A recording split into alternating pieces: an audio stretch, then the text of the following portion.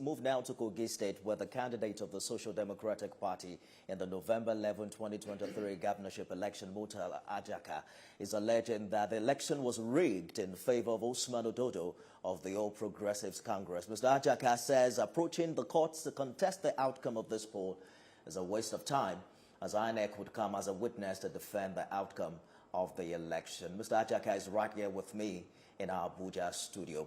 Thank you for joining us on the program. I remember we had a conversation here exactly 1 week ago, and you were quite upbeat and confident that this election was going to go your way.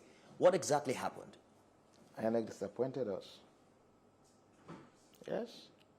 The INEC officials sent to Kogi State, the officials of INEC compromised the process.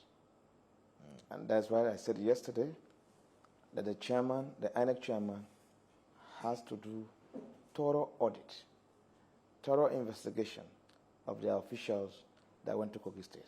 We had an exclusive interview with you, recall, on the morning of the election.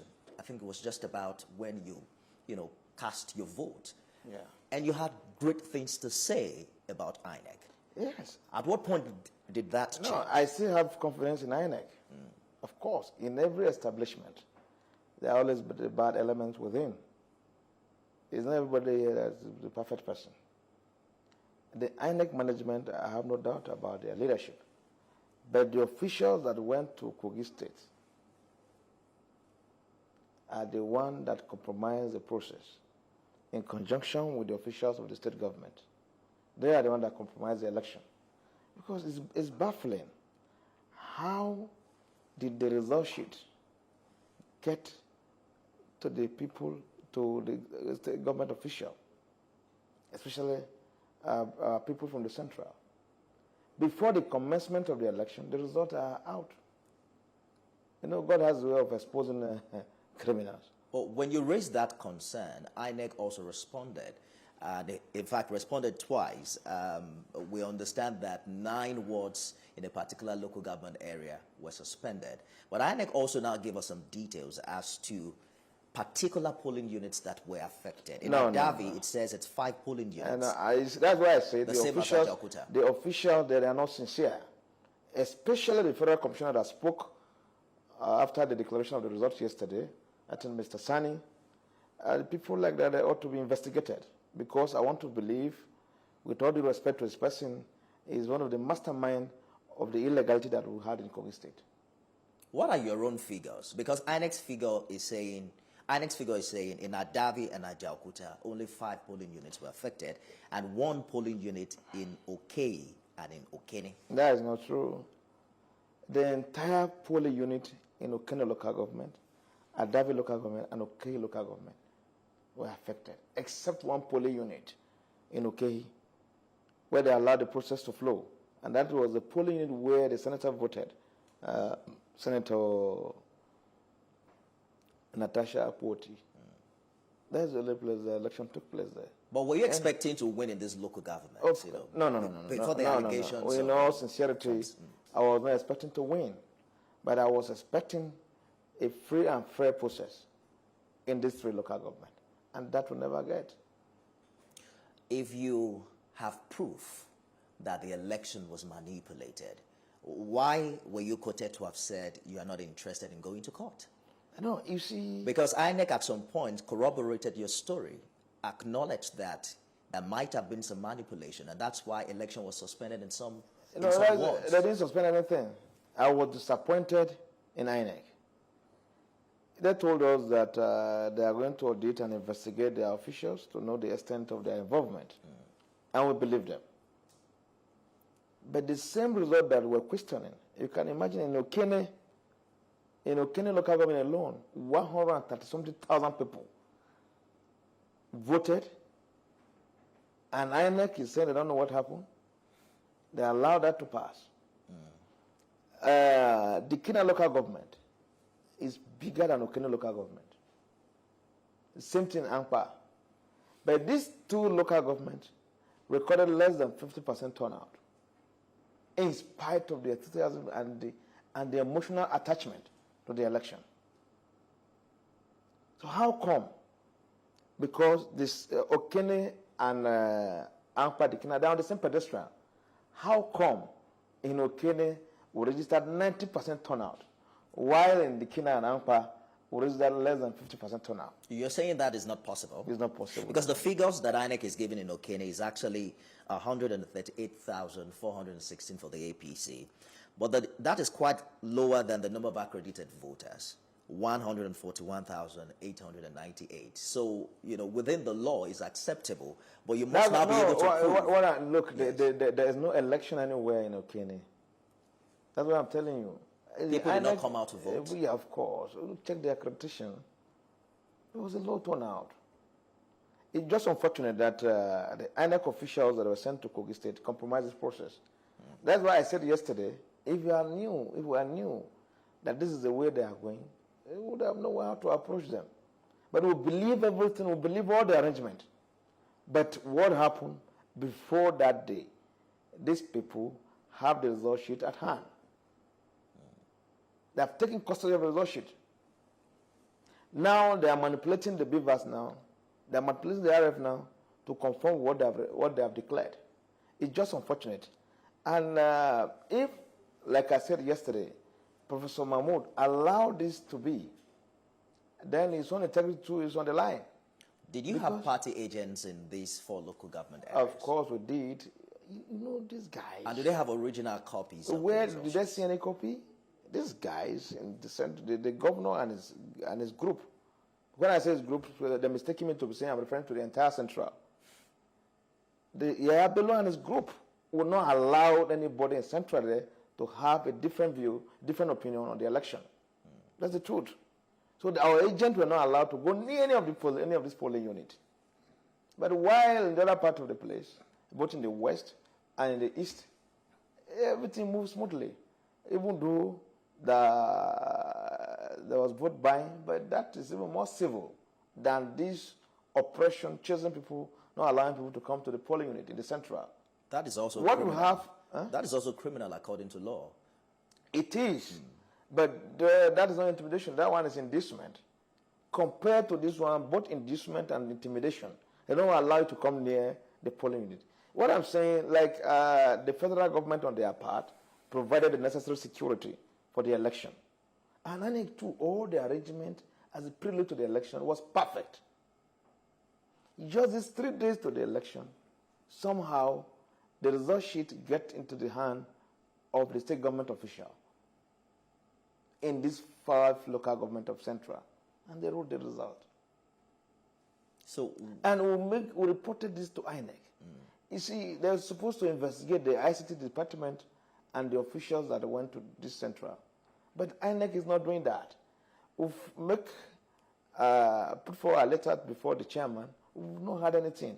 But I had the chairman, the federal commissioner in charge of North Central, talking yesterday on television that they have gone through it's sad for that matter. It's just unfortunate. So the areas where you are alleging manipulation are strongholds of the other parties. Let's talk about what happened in your own, areas where you were expected to perform very well. In Dekina, the number of accredited voters were 60,000 out of the 187,000 people that were registered to vote, and you were able to garner some 47,000, votes in that area. In Eda, you got 20,000, but then the turnout is also very abysmal when you look at 23,000 accredited voters compared to 64,000. That's what I'm voters. telling you. Are you concerned that perhaps your own people also did not come out en masse to vote? What I'm telling you, what we have in Central is not a true reflection of the turnout that happened.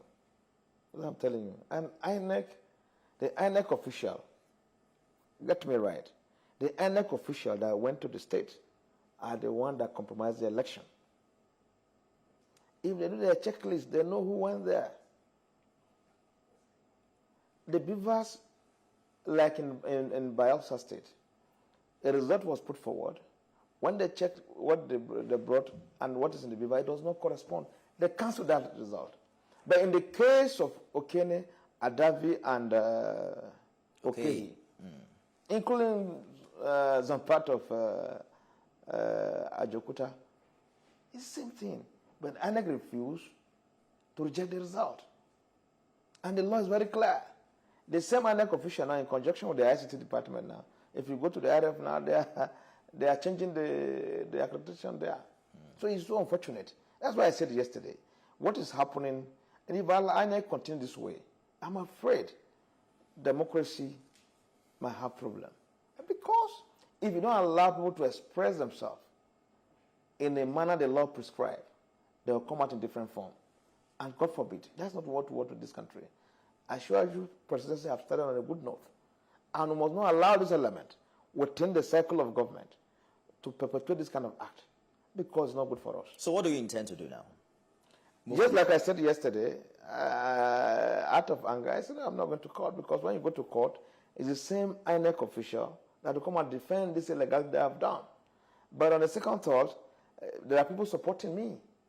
My supporters are saying, no, we must go to court and ventilate our anger to put the judiciary on trial again. Do you think you have enough evidence to prove these allegations? Of course we do. But you see, I've been around.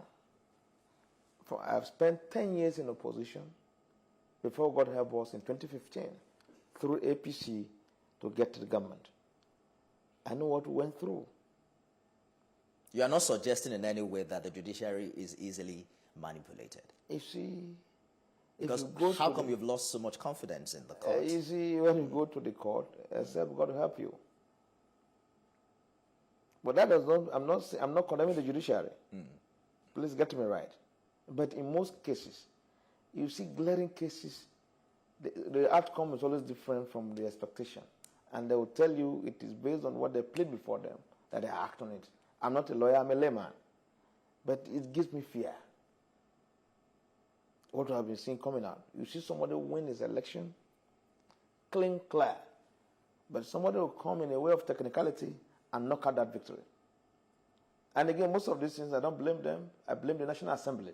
But in some cases again, when you see once the National Assembly make a law, by the time the case goes to Supreme Court, once they give a new judgment, it becomes a precedent.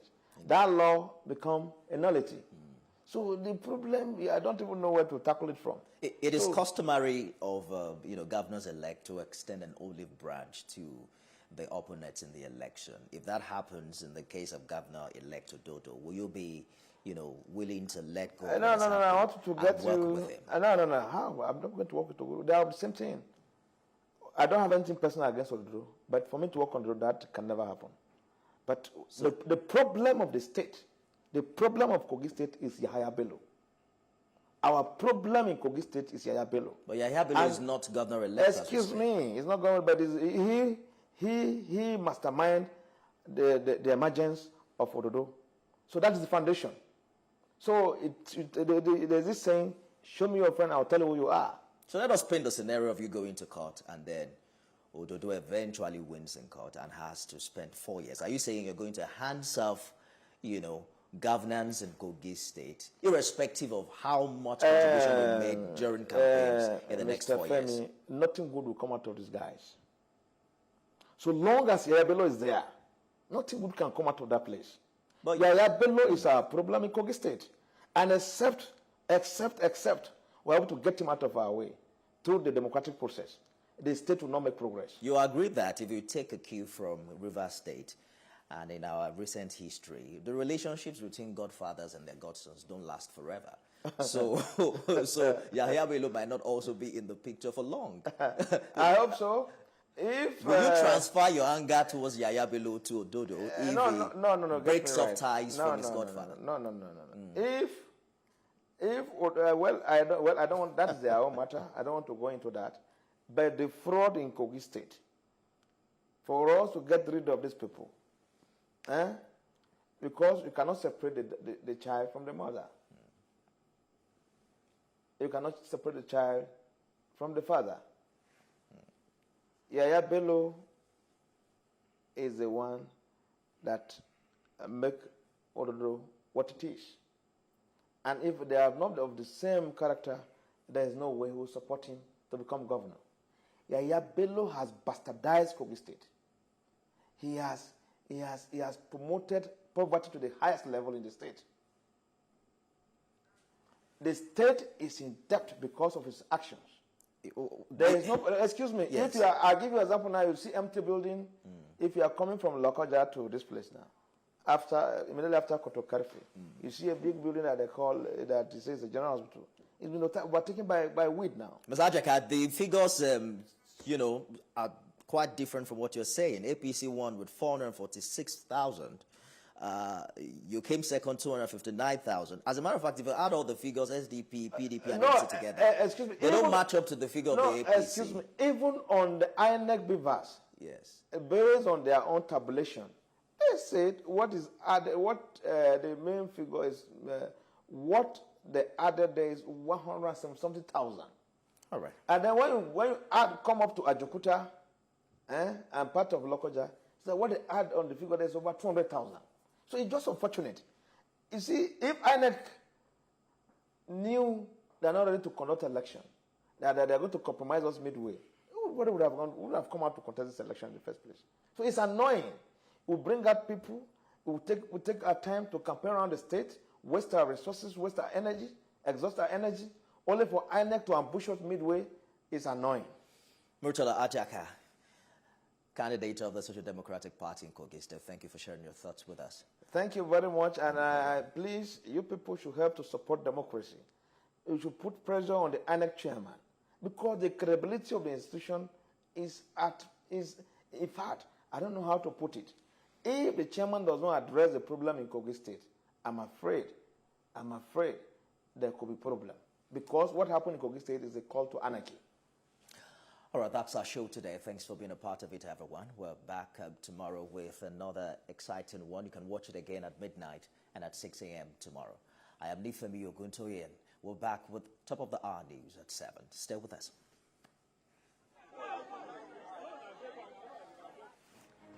Thank you so much for coming. It's been a very